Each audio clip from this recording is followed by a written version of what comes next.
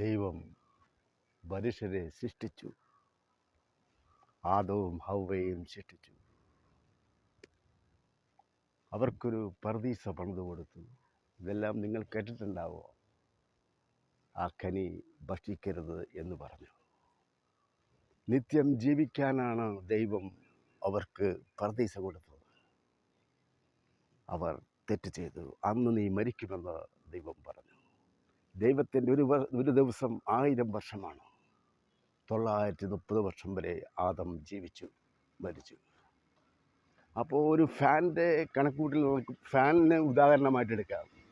Voltage കൊടുക്കുന്നു, fan on ചെയ്യുന്നു, ഫുള്ളായിട്ട് കറങ്ങുന്നു, അത് ഓഫ് ചെയ്തു. ദൈവം പയ്യെ നിന്ന് 930 വർഷം ആദം ജീവിച്ചു. അബ്രാഹാം 90 വയസ്സ് ജീവിച്ചു. ഇസഹാക്ക് അങ്ങനെ കുറഞ്ഞ് ഇപ്പം 120-80 വർഷം വരെ ജീവിക്കാനുള്ള ആയുസ് കിട്ടുന്നത്. ഇങ്ങനെയല്ല ദൈവം സൃഷ്ടിച്ചത്. ദൈവം നിത്യം ജീവിക്കാനാണ്. അന്ത്യനാളിൽ ദൈവം വരും. ദൈവം വരുമ്പോൾ ഈ വോൾട്ടേജ് കൊടുക്കുക, ഫാൻ സ്വിച്ച് ഇടും. അന്ന് നീതിമാന്മാർക്ക് രക്ഷയുണ്ട്. തെറ്റ് ചെയ്യുന്ന എല്ലാവരെയും ദൈവം സൃഷ്ടിക്കും.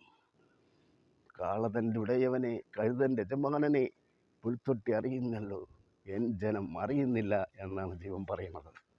ദൈവമേ, ദൈവത്തിനെ കാണാൻ എല്ലാവർക്കും സാധിക്കട്ടെ എന്ന് പറഞ്ഞുകൊണ്ട് ഞാൻ നിർത്തുന്നു.